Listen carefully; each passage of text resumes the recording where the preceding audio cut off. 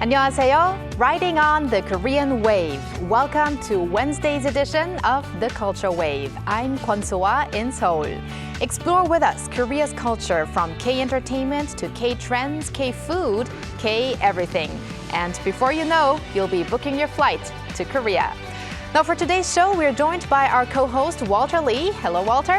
Hello, so happy Wednesday and happy hump day to everyone out there. I am very happy to be here once again and I'm looking forward to our K-Enter news. I'm looking forward to that as well. Now, Walter, I have a question for you. Yes. Do you play any instruments? I play a little bit of the guitar, so not too much these days, but a little bit. How about you, Soa? Oh, actually, no, because we almost made a band here at Arirang, right? We should have. Well, we're not going to be talking about band music, but I actually used to play the violin, and I also was part of an orchestra back in the days. Wow, you when sound I like was you're little. really excited about something at the moment.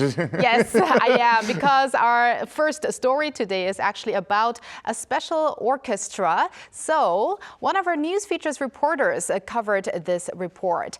A local orchestra composed of people with developmental disabilities held their 19th annual concert in Seoul on Tuesday, with powerful performances grabbing the attention of the large crowd. Our Park Gun-woo takes you there.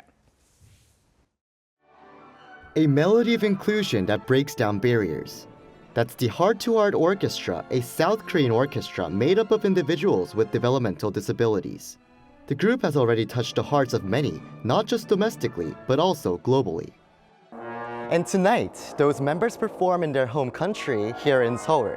For these members, the sheets of music are more than just notes and are pages filled with their own stories. These will transform into melodies and touch every soul in the audience, just like me. The quiet of the concert hall was soon filled with the majestic sound of music. Marking its 19th annual concert on Tuesday, the orchestra performed with the goal of raising awareness for people with disabilities, with each musician a vital part of the orchestra's harmony. I practiced 6 to 7 hours every day for 6 months.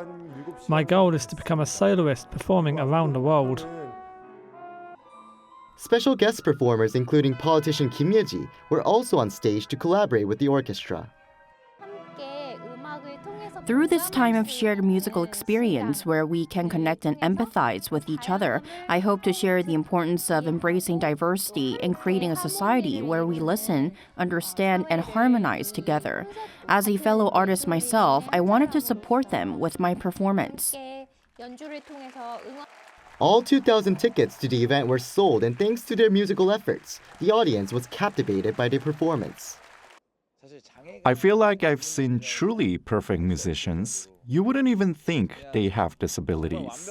I believe they will play a significant role in popularizing performances by musicians with disabilities. This orchestra is aiming for even bigger goals in the future.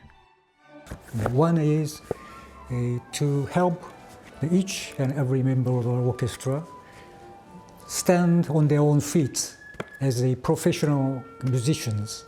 The other is to hold our own position as #1 orchestra with the highest standard of its kind in the world. He added the orchestra will continue to broaden its horizons by performing around the world, including in Japan and European countries. Park Gun-woo, Arirang News.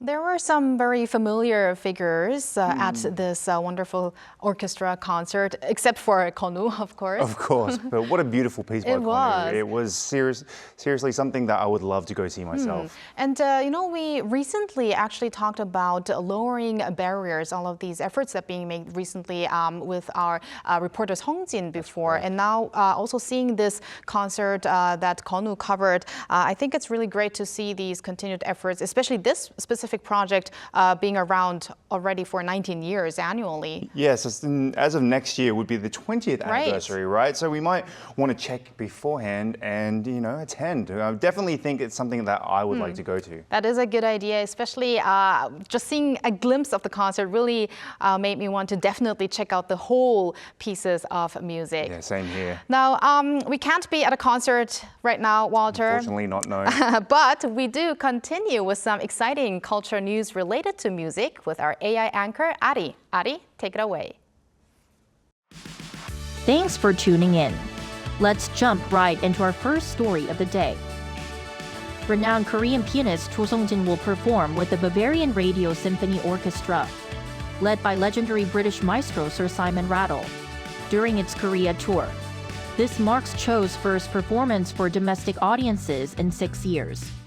The program features works by Webern and Beethoven, including concertos and symphonies, along with Brahms' Piano Concerto No. 2, which will be presented by Cho for the first time in Korea.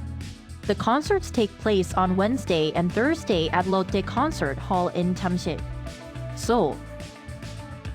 The Korean traditional play tungsosori, meaning the sound of the flute, has been garnering widespread acclaim since its opening.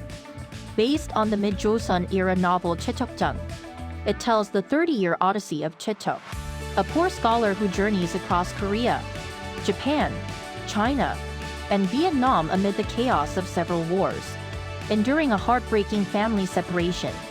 Director Ko Sun-woong weaves humor into this poignant tale to portray its key message that good things happen as long as you're alive. The play runs through next Wednesday at Seoul's Sejong Center for the Performing Arts.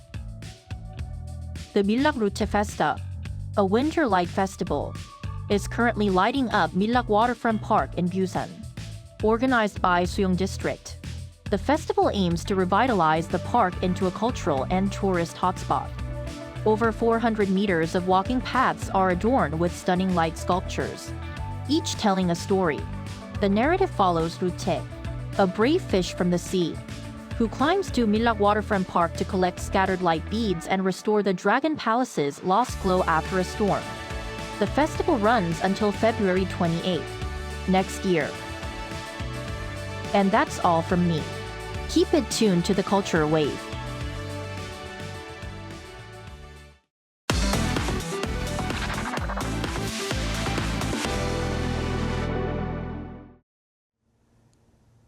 Time for some K-entertainment action with Walter Lee. Walter, you got some 17 news, and first, it's about Mr. Boo or Mr. Boo. Yes, Mr. Boo. On Tuesday, 17 member Seungkwan, or Mr. Boo as his nickname is, was announced as an honorary ambassador for Jeju Island. This is actually where he grew up, so this is the reason why. So Seungkwan, who is the main vocalist of 17, has often expressed his love and his pride for being from Jeju Island. Now, showing off during his broadcasts how much he loves the little island itself, even on certain variety shows showing off his dialect, because as we know, the dialect in Jeju Island is very different from mainland Korea, and many people can't understand it, but he was very happy to show it off.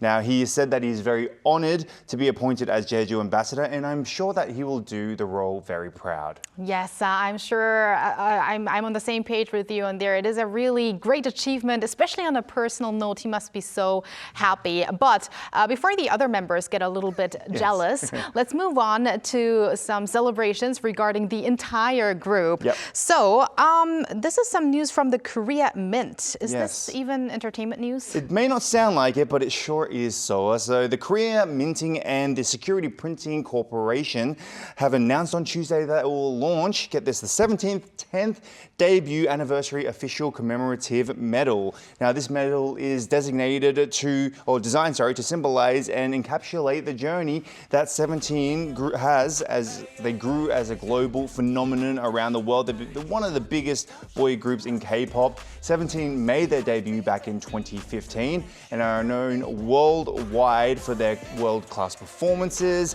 their relatability, their strong teamwork, and they have amassed a powerful global fan base. And if you'd like to check out this medal, you can see it in May of 2025. That's when they will have their 10th anniversary. Great. And I think also BTS received that medal before. They did. So really the big names receive that medal. Yes. So congratulations to 17 and their 10 amazing years. Yes. Our next story is an update regarding New Jeans and HYBE. Yes, it is. So New Jeans did file a complaint, if you remember, to the National Assembly on September 12th. Now, this was was about Hybe and the workplace harassment. New Jeans member Honey as well made a public statement at the National Assembly on October 15th, talking about her treatment while working at Hybe. One such incident was Honey was supposedly being ignored by this is according to her, by another group, and therefore she felt like she was being harassed in that way. Or the manager of the group, The manager of the group, yes. So on Tuesday, it was announced that Honey and other artists of Hybe, under the Labour Standard Acts, are not actually considered a worker or subordinate now, and therefore the workplace harassment prevention system does not apply to them and only applies to what's called employees of Hybe. So they are not considered employees? They are considered employees? Clarify that, please, for us. Yeah, it's quite interesting because I also thought they were employees since they are under contract. But in Honey's case, or I guess New Jean's case as well, her activities as an artist of the company are considered what's called an equal relationship rather than a subordinate relationship. Now, unlike the regular employees, she and other artists are not subject to company rules, policies, systems. She and also other artists don't have fixed working hours or locations that they have to go to. So therefore, they're not classified as an employee. So as a result of these reasons, no workplace harassment within Hybe was recognized, and therefore this case actually has been dismissed. Now, we do hope that the situation gets rectified in a civil manner between both the group and the agency, but as we have reported recently, as recent as last week, there are other problems occurring between the two, including New Jeans' demands, which Hybe still haven't actually agreed with at the moment. Which is all interrelated, so keep us updated on that. Will do. But Walter, our final story is a very heartwarming one. It is indeed. Now, to support World Children's Day, singer Lee Moon-se, who probably may be better known to our younger audience as the singer whose song was covered by Big Bang, the song was called Sunset Glow, or Bolgun Noul, has donated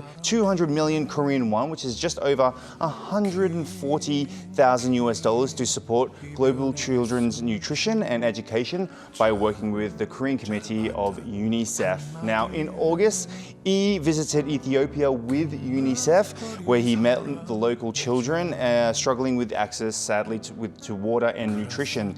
Now, he was deeply moved by the situation, and he made a contribution, the money contribution, and hopes that a joyful World Children's Day for all children that are taking part in this event. So, Lee has been actively supporting children worldwide, including building schools in the areas of Nepal with his fans. He's also joined the UNICEF Honors Club, which is a high-value donor group within the Korean community for UNICEF. It's really great to hear from the veteran singer's recent new album release, the 17th album, and then also his benevolent deed. Yes. And thank you for your deed as K-Inter reporter, Walter. Stick around. Stick around.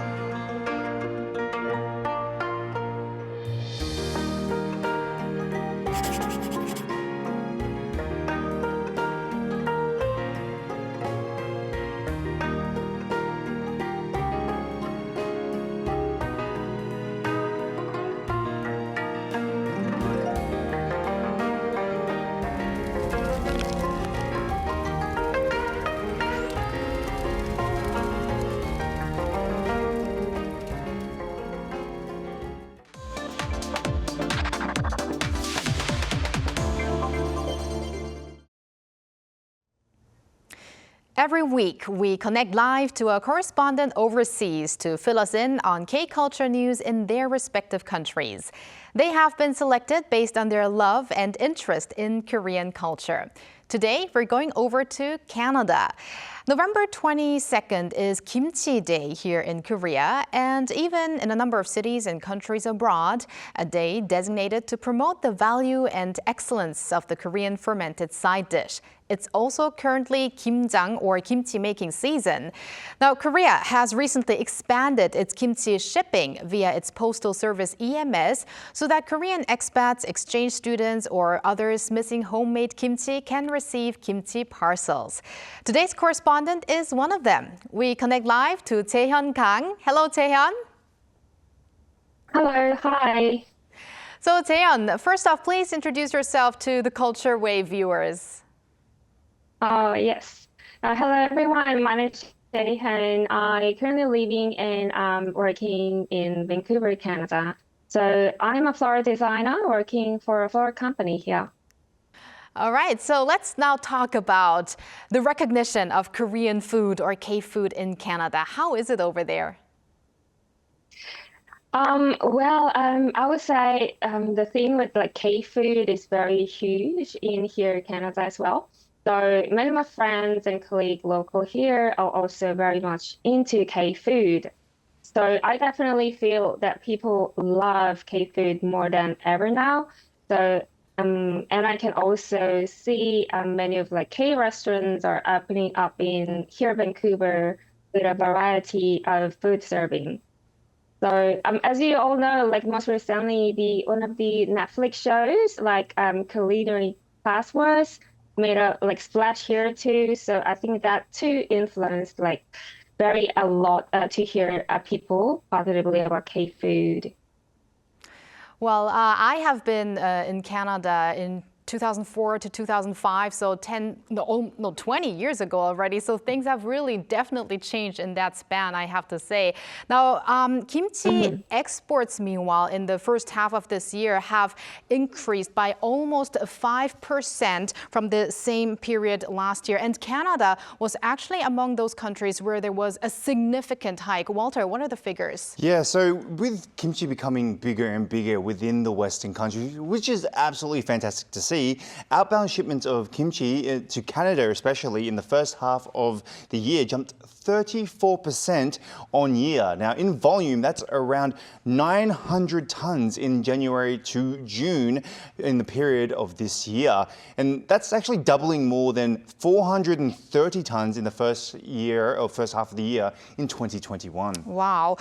So really, we do see the numbers, we get the numbers, but being in Canada now, Taehyun, can you really feel the increased popularity of Korea's favorite side dish, kimchi?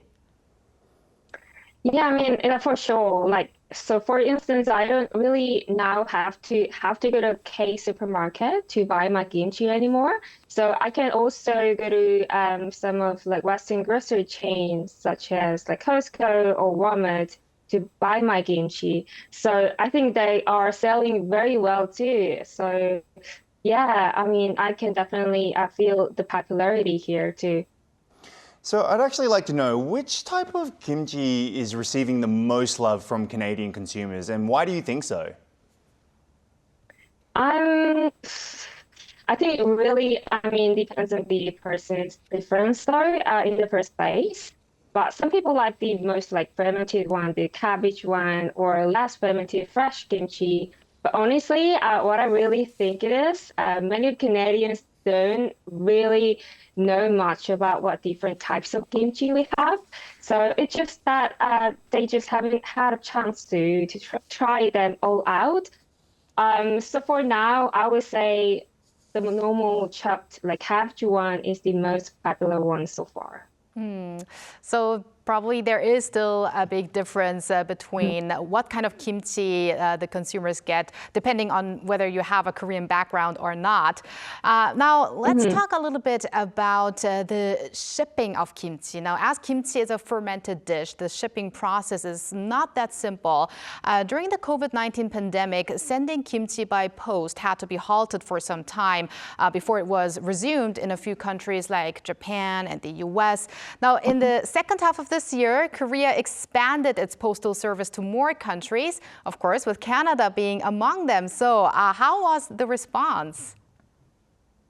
Yeah, I mean, as you just said, I know that we had a hard time receiving kimchi during the pandemic, but thankfully everything returned to normal now. So, I mean, Korean people living here often get their homemade kimchi from their home in Korea, sent, via Korea directly, which probably has a better flavor, right, than the one we buy at a market here. Yes.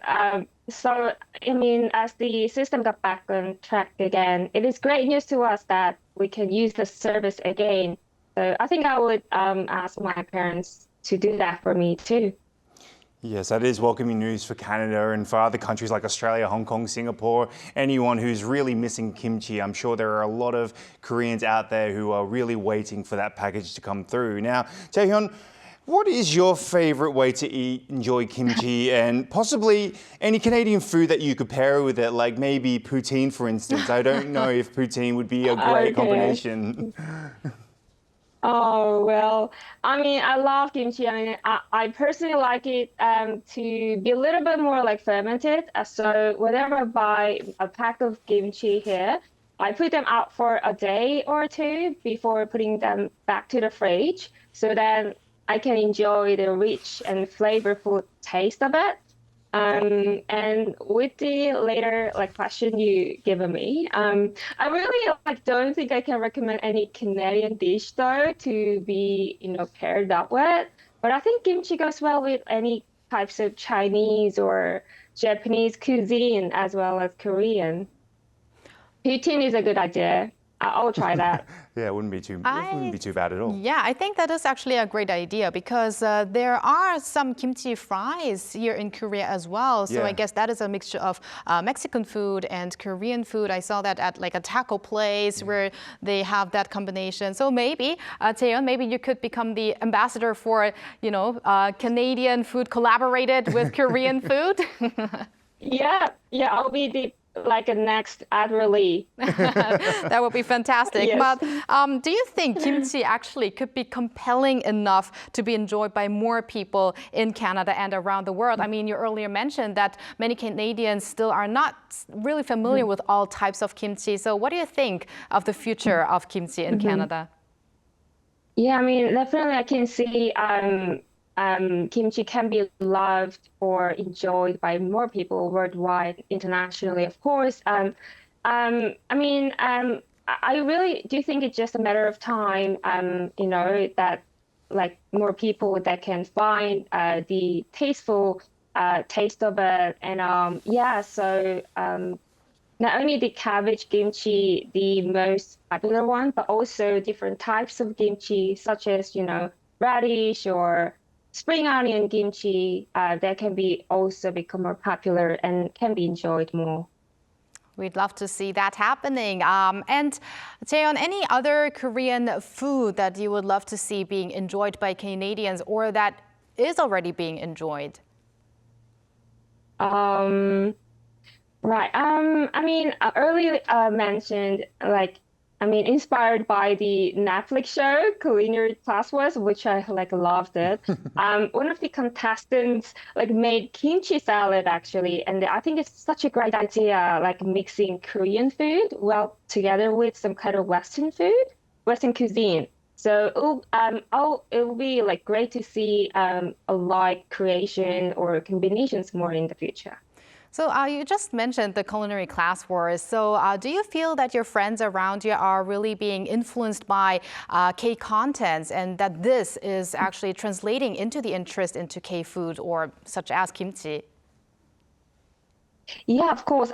Sorry, what was your question? Sorry, could you repeat it again? You mentioned the culinary class wars, the drama. So do people around you, are they being influenced by K contents? And does that then lead to them wanting to know Korean food more? Yeah, absolutely. A friend of mine who is like actually Canadian and like he's like so into K-drama and like these kind of culinary class wars like the K shows on Netflix or all kinds of platforms. So I think K content has got really a great power and influence to like Western people or all kinds of people worldwide, I think. That is really a great development we are seeing. Can't wait. Yes. So thank you very much, Taeyeon, for connecting with us today, and enjoy your kimchi to the fullest. Yeah, will do. Pleasure. Thank you. Thank you. All right, thank you very much. And thank you, Walter, as always. Thank you. I'll see you very soon. All right. Thank you for spending the past half an hour with us on the Culture Wave, and hope you join us again on Thursday at 2 p.m. Korea time and maybe one day here in Korea. Thanks for watching.